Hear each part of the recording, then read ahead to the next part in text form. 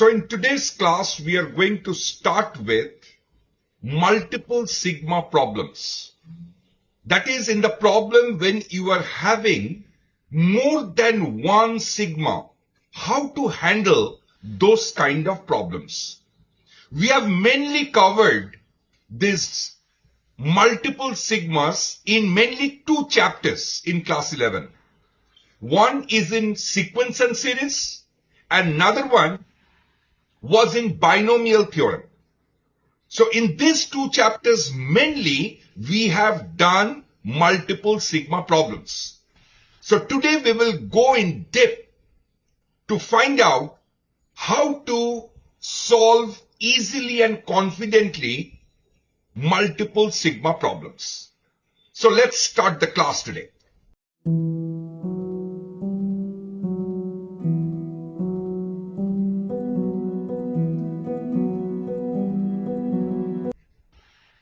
Now, in multiple sigma, in this class, whatever discussion we will go for, there is a little declaration that whatever thing we will discuss here in this multiple sigma, they are all symmetric. What is symmetric? That I will tell you as the class progresses. Now, in symmetric sequence, there will be two parts. One is when the variables are independent and when the variables are dependent. Okay, so here whatever we will discuss is all your symmetric relation, number one. And number two, in symmetric relation, we are going to discuss two things. One is when the variables are independent and when the variables are dependent. Mainly we will discuss two things. As I told you that we have already covered this thing in two chapters. One is sequence and series, another one is binomial theorem. So here we will discuss both the cases. One is your algebraic expression, and then we will take binomial coefficient expression to find out its sum, or how to handle those multiple sigmas in the algebraic expression as well as in your binomial expressions. Okay, so now the question is, what do you mean by symmetric relation? Let me take an example. Suppose if I say there is double sigma, I is from 1 to n and j is from 1 to n, and I have given you I into j. Now this is a symmetric relation. I into j is a symmetric expression, right? How you will understand that? You simply replace I by j and j by I. If the expression does not change, then that relation is called your symmetric relation. Is it clear? In this case, if you replace I by j and j by I, the expression remains same. So it is a symmetric relation. Okay, so now I have to find out the sum of this expression. How to do that? Well, let me just do this thing. Here j starts from, for the inner sigma, you look it very carefully. For the inner sigma, your j starts from 1 till n. So we can write this thing, I is from 1 to n, j can be 1, plus j can be 2, plus j can be 3, and this thing goes on till j is n. Okay? Now from here, if I take I common, So we are having 1 plus 2 plus 3 plus n. Now, this is a constant I will deal with. Why? Because it does not contain any I. So I can take this thing outside the sigma. So it will be n into n plus 1 divided by 2, because this is the sum of the first n natural numbers. And we are left with sigma i's from 1 to n I. So that means it's again the sum of the first n natural numbers. So that gives us what? The same result, n into n plus 1 divided by 2. So its answer is n into n plus 1 divided by 2 whole square. Now in this case, what you got this? What is this? This is basically the sum of all the terms of the form I into j. Okay? And here you have to observe one thing. In this case, your I and j both are independent variable, because I and j does not depend on each other. So in this case, we got the answer as n into n plus 1 divided by 2 whole square.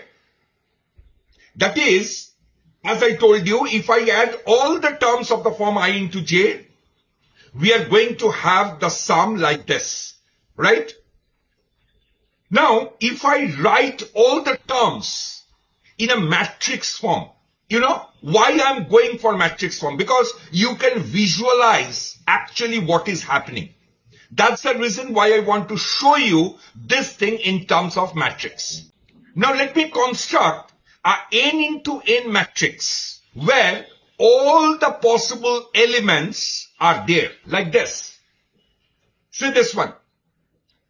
All the elements which is represented by, all the elements which are represented by this double sigma is these elements. 1 into 1, 1 into 2, 1 into 3, and this thing goes on and this thing goes on. It's a n into n matrix. Yes or no? And this result is basically the sum of all those terms in this matrix. How many number of terms are there in this matrix? It's in row wise, in column wise. So it will be total elements is in square, right? And the sum of all those elements will be n into n plus 1 by 2 whole square. Now, observe one thing. For this matrix, it's a square matrix. So this is actually the diagonal of the matrix. This is the diagonal of the matrix. And all the elements in this upper side of this diagonal is what called your, I will denote this thing by upper diagonal. And this lower one, I will mention this thing as lower diagonal. Right? Now, very interestingly, if you observe, you will find that what are the elements that are there in upper diagonal. Observe it very carefully. The upper diagonal elements are 1 into 2, 1 into 3 goes on till 1 into n. Then 2 into 3, 2 into 4, then it goes till 2 into n. And this thing goes on. That is, in the upper diagonal, for I into j, for the upper diagonal, I into j, in every case, your I is less than j. Am I correct or not? In every case, your I is less than j. You see, your I is 1, your j is 2. I is 1, j is 3. And every element to consider above the diagonal, I mean in the upper diagonal, all the elements, in all the elements, I is less than j. But in the lower diagonal, all the elements, your I is greater than j. Tell me yes or no. Yes or no. Yes. Now, why I have considered a symmetric relation in our discussion today? Because there is a very interesting fact. The fact is that all the elements in the upper diagonal, they are symmetric to the corresponding element in the lower diagonal. Am I correct or not? Because here this element is what? 1 into 3. This is the first row and third column element. Now see, this element exactly resembles to the third row and first column element. Yes or no? So this is the element first row and third column, and this is your third row and first column. And they are same, because 1 into 3 is same as 3 into 1.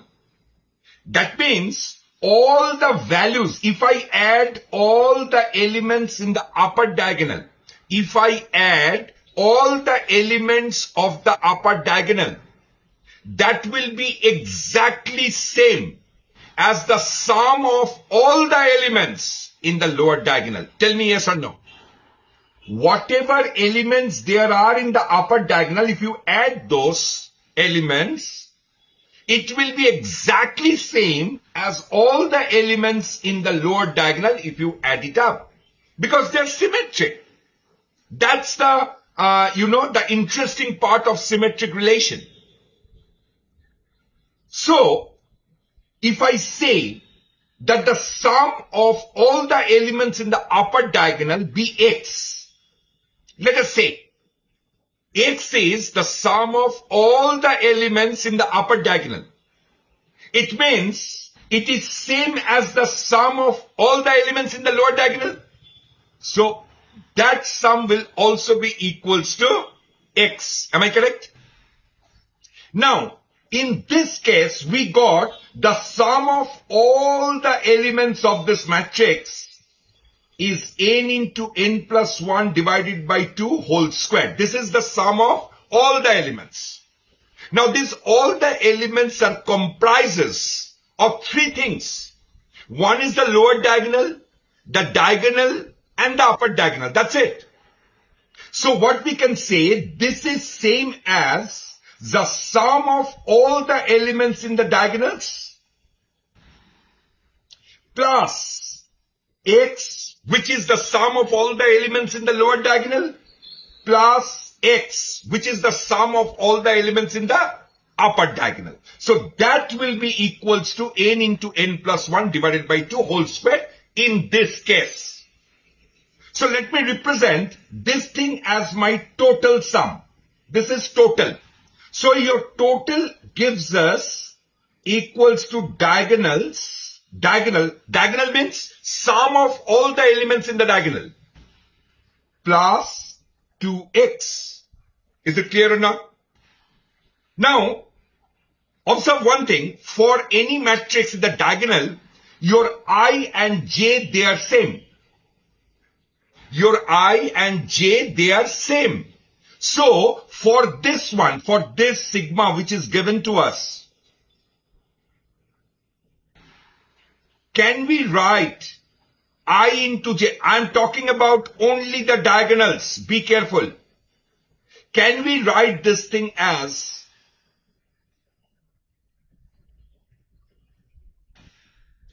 just 1 second. Instead of writing double sigma, I have simply written it as I square. Will I be correct or not? And obviously I will be correct, because your diagonal elements, your I and j, they are same. So no need to write double sigma. In place of j, I have written I. So it gives us what? It is basically 1 square plus 2 square plus 3 square plus n square. And that exactly what you can see in the diagonal elements. It is 1 into 1 means 1 square. 2 into 2, that is 2 square, and so on. So this will be your n into n plus 1 into 2n plus 1 divided by 6, right? Therefore, your 2x is basically total minus diagonal divided, no, sorry. In the next step, I will write X is total minus diagonal divided by 2. That is, if you want to find out the sum of all the elements in the upper diagonal or in the lower diagonal of any symmetric relation, then your X will be nothing but total minus diagonal divided by 2. It means what? Total means the sum of all the elements. How you got the sum of all the elements? Simply by taking I and J as independent variable. And then you find out the sum, which gives us the sum of all the elements in that matrix. Minus diagonal. Diagonal means the sum of all the elements in the diagonal. How you find out? You simply replace I by J and find out the value of that. As I found that this is sigma i's from 1 to n I squared, which gives us this. Okay, so to find out the sum of all the elements either in the upper diagonal or in the lower diagonal, you simply use this formula.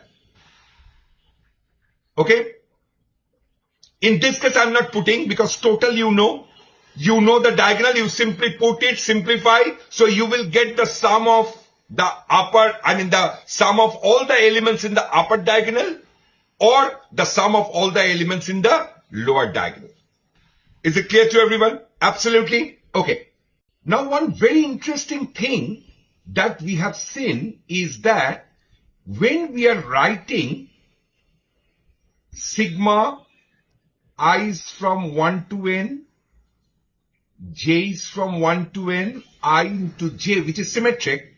Now, in this case, the answer that we got is same as if we write this sigma like this. If I take I outside the second sigma, it is going to give us the same result, which is your n into n plus 1 divided by 2 whole square, right? This is when I and j, they are independent to each other.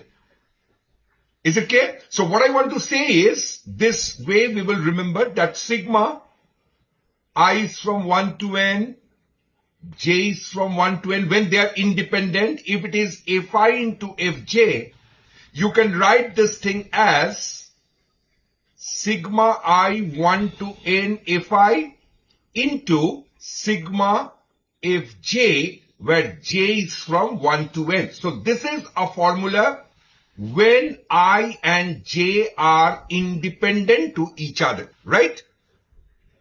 Now the question comes, sir, how do I represent the elements of the upper diagonal?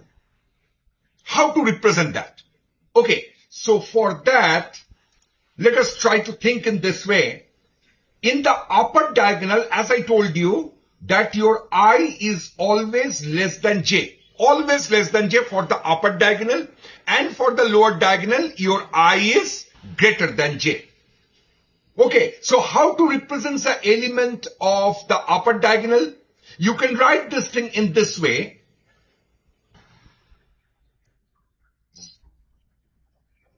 We have started with 1. So 1 is less than equals to I, less than j is less than equals to n, I into j. Am I correct or not? Here, whatever the terms that you are getting, that is the elements of this matrix, all the elements will represent the elements of the upper diagonal of this matrix. Tell me yes or no. Therefore, the upper diagonal elements can be represented by this, which actually we have represented by x. Okay, so this is basically the sum of all the elements in the upper diagonal, which is same as the sum of all the elements in the lower diagonal, right? So just now we got this formula that x is basically total minus diagonal divided by 2. Okay, which is actually, if I write it in the double sigma notation, it will be something like this. I into j. This is your x. X means the sum of all the elements in the upper diagonal, which is equals to total. Total means 1 to n, j is from 1 to n, I into j, right? This is the total. Total means sum of all the elements in this matrix, which just now we have already said that it is when you find out the sum of the given expression when I and j are independent. So that's exactly what I have written. This gives us the sum of total numbers or total elements that are there in the matrix minus the diagonal elements. So in the diagonal elements, I will replace j by I. So in our case, in this case, the answer is I squared whole divided by 2. That's it. Is it clear? So this is how we represent the upper diagonal, and the sum of all the terms in the upper diagonal is given by total minus diagonal divided by 2. We have learned how to find out the total. Total means the sum of all the elements in the matrix minus the diagonal. Diagonal means the sum of all the elements in the diagonal. You subtract it, divide by 2, you are going to get the sum of all the elements in the upper diagonal. And upper diagonal and lower diagonal, the sum will be same because they are symmetric. Okay, now suppose if I just give you a little twist in this problem, and let us say I have said that what will be sigma sigma 1 less than equals to I less than equals to j less than equals to n I into j. What do you mean by that? It means when I is less than j, we are talking about the sum of all the elements in the upper diagonal. But when I have said that I can be equals to j, it means what? We are actually taking the diagonal element, the sum of the diagonal elements also into our consideration. Tell me yes or no. When I is equals to j, that happens when? When they are the diagonal elements. So when I have written I is less than equals to j, it means you are taking the sum of all the elements in the upper diagonal. That's true. That actually represented by I is less than j. But at the same time, we have said I is equals to j. It means you are also taking all the elements of the diagonal. So in that case, what will happen? Our actual formula was what? Total minus diagonal divided by 2. This gives us what? The sum of all the elements in the upper diagonal plus your diagonal elements will also be taken into consideration. So I have added all the diagonal, the sum of all the diagonal elements here. Clear?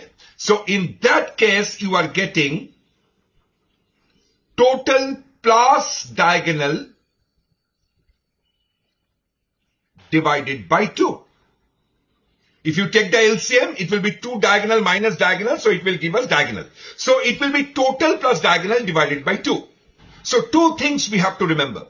When we have been asked to find out the sum of all the elements in the upper diagonal, it is total minus diagonal divided by 2. When they have said, find out the sum of all the elements which are in the upper diagonal plus the diagonal, how it will be represented? I is less than equals to j. Less than is for all the elements in the upper diagonal, and equals to j represents all the elements in the diagonal elements. In the diagonal.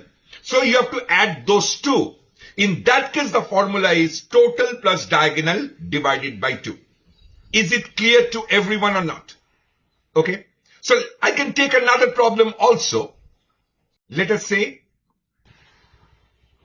sigma sigma 1 less than equals to I less than j less than equals to n I plus j. Suppose we want to find out the sum of this sequence. First of all, is it symmetric? Yes, it is symmetric. So now we know that actually whatever thing is given to us is basically they are asking for I is less than j. That is, they want the sum of all the elements in the upper diagonal of that matrix. So according to the formula, what I will write? I will simply write this is total minus diagonal divided by 2. Now what is total? How to find out the sum of all the terms in that matrix? Total is sigma. Independent, I have to take all these two variables as independent variable, I plus j. So what it is coming? This will give us the sum of all the elements in that matrix. That is sum of all the the terms that we are getting from this sequence. So this can be written as sigma 1 to n I plus 1, I plus 2, I plus n, right? I have simply expanded the inner sigma where j is there. So now if I open the brackets, it is ni plus n into n plus 1 divided by 2. Now simply separate these two sigmas. Ni plus sigma n into n plus 1 divided by 2. So what you can write? I can take this n outside. So it will be sigma i's from 1 to n I plus. This whole thing does not contain any I. So I can take outside the sigma sign.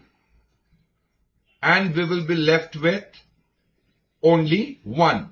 So actually we are getting n. This is the sum of the first n natural numbers. So that will be n into n plus 1 divided by 2. And this will give us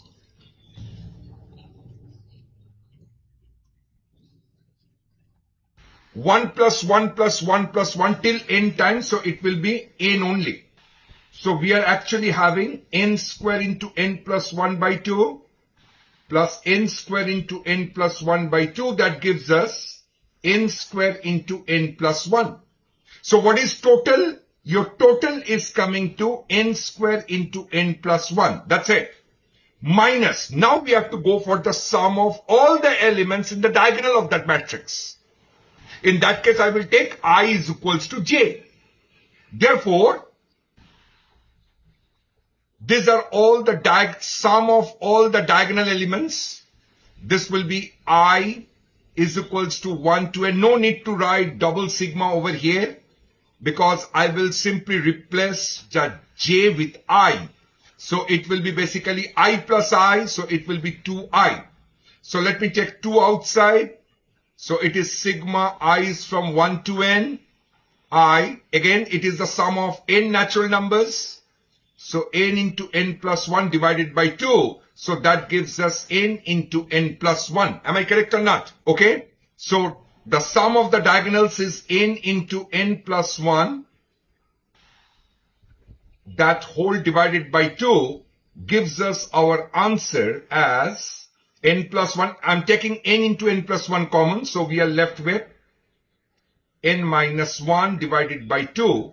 So in that case, we are getting n into n square minus 1 divided by 2. That's it. And that's your answer.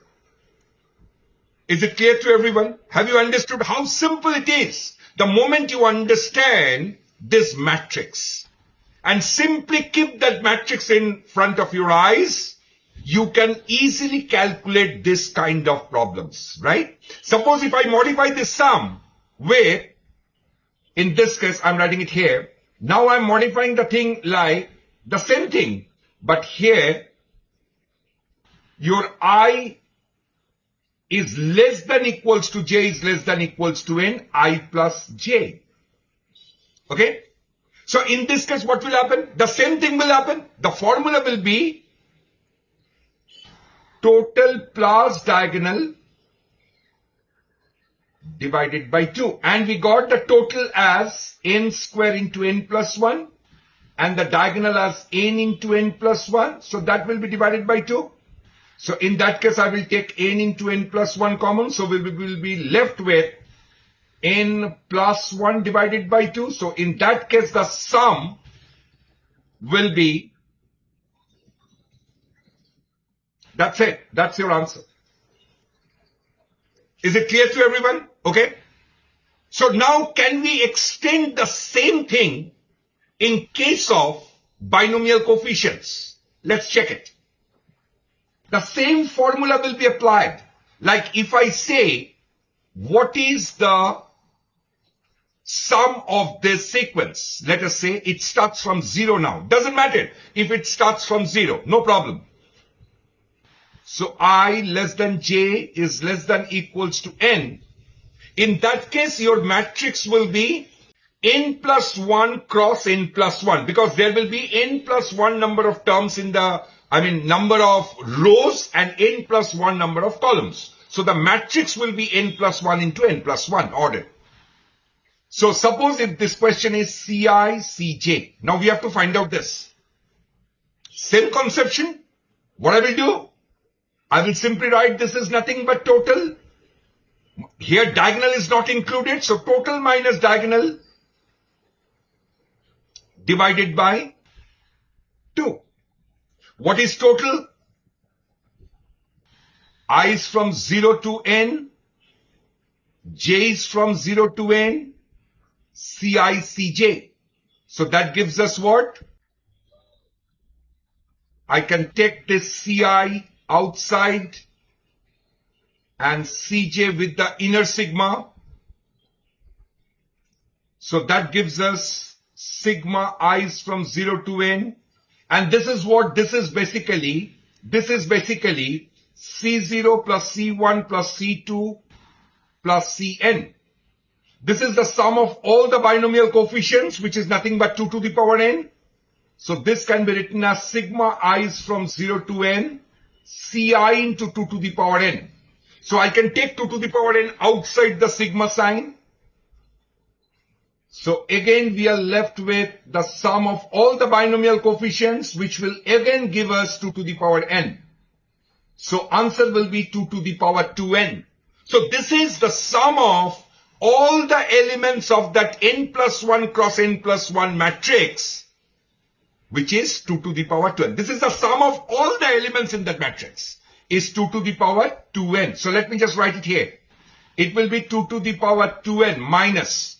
Now we have to find out the sum of all the elements in the diagonals. What is that? I will simply replace j by I. So it will be I is from 0 to n Ci square. That is C0 square, C1 square, C2 square. This thing goes on. Cn square. And as you all know that it is in binomial theorem chapter, we have done this thing, and we always used to say, remember this result. This result is very, very important. So I'm not going for its proof part. I'm directly writing its result. Its result is 2n Cn. Okay? Therefore, your diagonal is 2n Cn divided by 2. That's it. And that's your answer. So what is sigma sigma?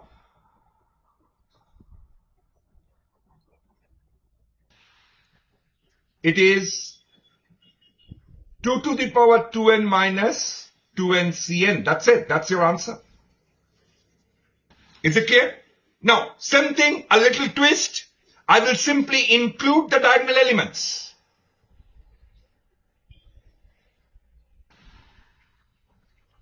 Less than equals to n, Ci, Cj. What will happen? It is total plus diagonal divided by 2. That is 2 to the power 2n total plus diagonal divided by 2. That's your answer. As simple as that. Have you understood this? Absolutely. Okay. Now let us do little bit of tricky questions. Let us see. Let me take an example like sigma sigma. 1 is, or let us start with 0. I less than j less than equals to n. And only 5 is given. That's it. Now we have to find out the sum of this sequence. How to do that? Okay, no problem. We know the formula. In this case, it will be total minus the diagonal divided by 2. Okay. What is total? Your I starts from 0 till n. J starts from 0 to n, 5. So what will be the answer in this case?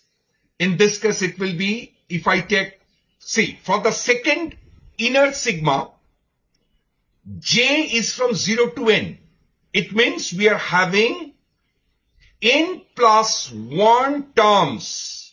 Each is equals to 5. So this will give us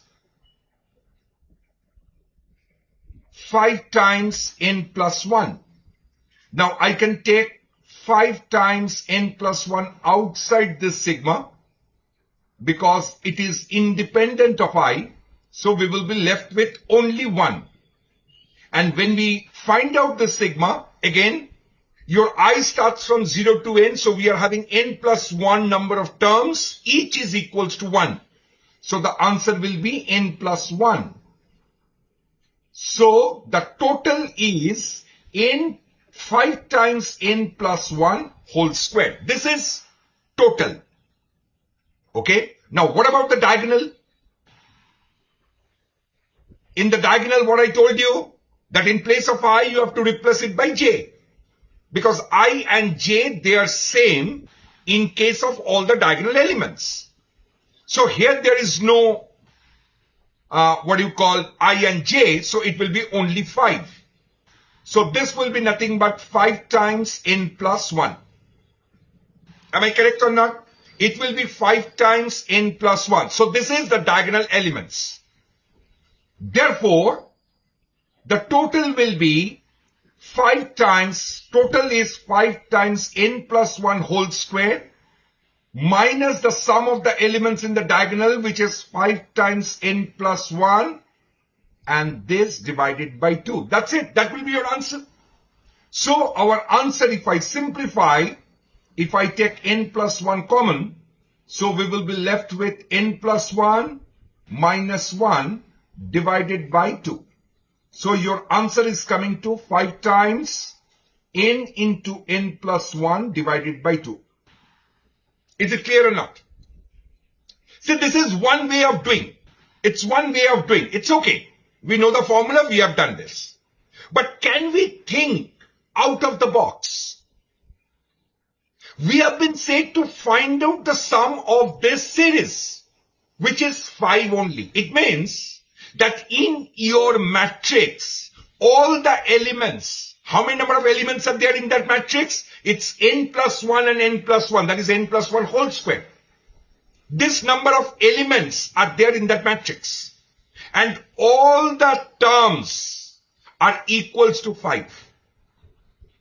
Now we have been asked in our question, in this question we have been asked, this is your method 2. This is method 1. We have been asked to find out all the elements, the sum of all the elements in the upper diagonal of that matrix. Means, if we, each and every element in the upper diagonal, they are all 5. Now, somehow whether if we can find out how many number of elements are there in the diagonal, the upper diagonal, and which when multiplied with 5 give you the sum of that sequence. Am I correct or not? What I'm saying is we have been asked to find out the sum of all the elements in the upper diagonal. Somehow whether if we can find out how many number of elements are there in the upper diagonal of that matrix, and if that number of terms is because each term is 5. So each and every term is multiplied with 5. We are going to get the sum of all the elements in the upper diagonal of that matrix. That's it. And that is our question. So now our prime motto is to find out how many number of elements are there in the upper diagonal. That's it. Now, what is the total number of elements in that matrix? It is n plus 1 into n plus 1, that is n plus 1 whole square. Am I correct? This is the total number of elements. Our motto is to find out the number of elements in the upper diagonal. Now, in that matrix, how many number of elements are there in the diagonal? It will be n plus 1. N plus 1 is the total number of elements in the diagonal. So what I'm doing is I'm simply subtracting n plus 1 from that. So this is what you got. You got n plus 1 whole square is the total number of elements in that matrix, and you have subtracted the number of elements from the diagonal. Now you are left with the total number of elements in the upper diagonal and in the lower diagonal. And as we all know that in the upper diagonal, the number of elements in the upper diagonal is same as the number of elements in the lower diagonal because it's a square matrix.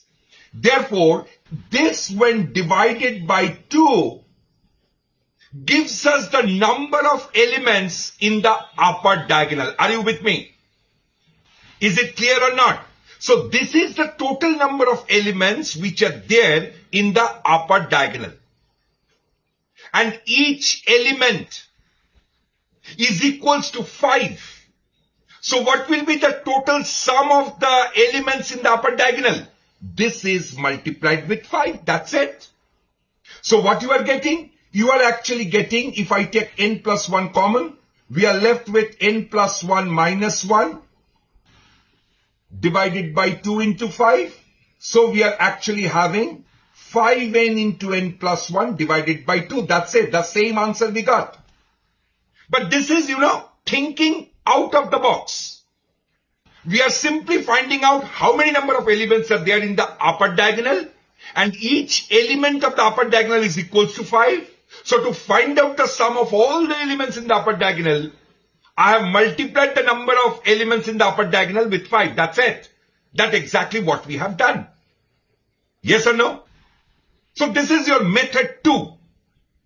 Now there is another method also in which we can think of.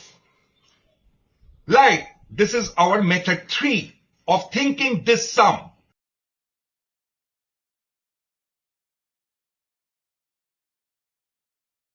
Okay.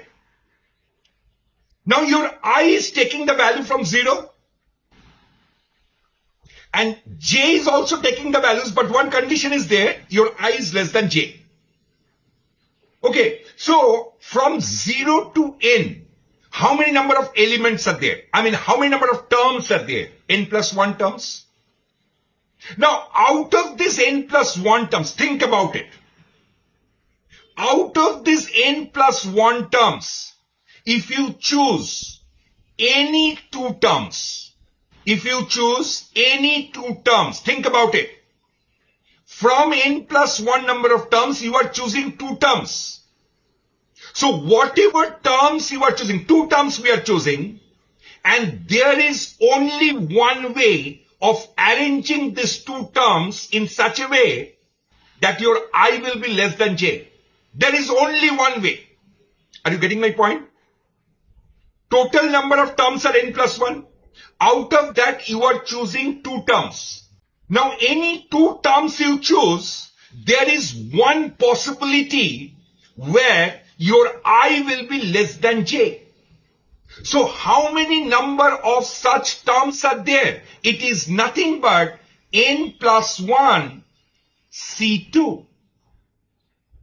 N plus 1 is the total number of terms from 0 to n. Out of that, you are choosing 2 terms. And there is one possibility where I is less than j. So here you got the total number of terms in the upper diagonal of that matrix. Yes or no? And each term is equals to 5. Therefore, the sum of all those numbers will be this. Total number of terms we got multiplied with 5 because each term is equals to 5.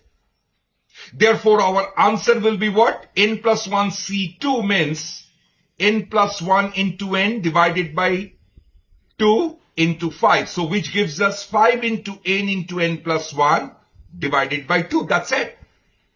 So this is a unique way of thinking. But this is only possible because each and every term, they are carrying the same value.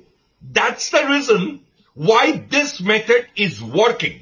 Otherwise, it will not work. If the terms are different terms, so even if you know how many number of terms are there in the upper diagonal, you cannot do anything. But since in this question, the term is equals to the same constant, here it is 5. So that is why we can do it by this method. So you see in method 3, I have not at all used anything in other than finding the number of terms. And there I have taken the help of permutation and combination. Is it clear to everyone? Absolutely. Okay, let me just extend this thing a little bit. Let us try to make it little more complicated. Suppose the question is something like this. Now triple sigma is there. Less than I, less than equals to j, let us say less than k, and less than equals to, let us say, n. Now it is, say, let us say 2. Now we have to find out the sum of this series. Now if you try to do it by method 1 will not work here because this series will not give us a two-dimensional matrix. It will go for three-dimensional matrix. So that I'm not interested for. Okay, so in this case, the best way is to find out how many number of elements are there in this condition. The moment you can find out the number of elements in this condition, you will simply multiply that number with 2 to get the sum of that series. That's it. Here we are actually using method 3 to solve this problem. So now, what are the possibilities here? Look it very carefully now. One possibility is that your 0 is less than equals to I, less than j, less than k, less than equals to n. This is one possibility. And the other possibility is that 0 is less than equals to I, is equals to j, less than k, is less than equals to n. That's it. So if we can find out the number of elements in these two conditions, we will simply multiply those results with 2 to get the sum of this whole series. That's it. Is it clear? So in this case, see the first case. I'm talking about this case. How many number of elements are there?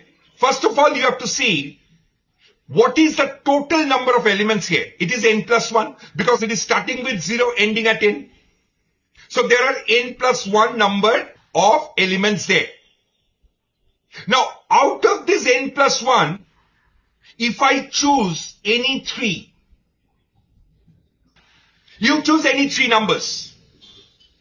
Now think about that there is only one possibility out of that where your I will be less than j is less than k. Any number you choose now. You choose any number. Say 7, 6 and 10. 7, 6 and 10. You see, your 6 is less than 7. Is less than 10. There will be always one case where your I will be less than j, less than k. That's it. So total number of elements in this case will be n plus 1 C3. That's it. Nothing else. Okay, let me consider the number of elements in this second condition. Here what they are saying, I and j, they will be equal. K is different. So what I will do, out of that n plus 1 terms, I will simply choose 2 terms. I will choose 2 terms. One term I will give for I, and your j will take the same value, and your k will be the second number. So total number of terms that can be formed in this condition is n plus 1 C2. That's it. Therefore, the sum of this series will be nothing but n plus 1 C3 plus n plus 1 C2. This is the total number of terms in this condition. And every term is having the value 2. Therefore, the sum of this series will be this multiplied with 2. That's it. As simple as that. Okay? So, let me give you a sum for your homework. And write this answer in the comment box. Now I have taken 4 sigmas. And I'm writing it this way. 1 is less than equals to I, is less than J, is equals to K, is less than equals to M, less than equals to, say, 20. Okay? What is the value of this? So this sum will be your homework. Please do this sum and write it in the comment box. What is its answer? So see you tomorrow. I hope you have enjoyed this session. So till tomorrow, take a very good care of yourself. Thank you so much.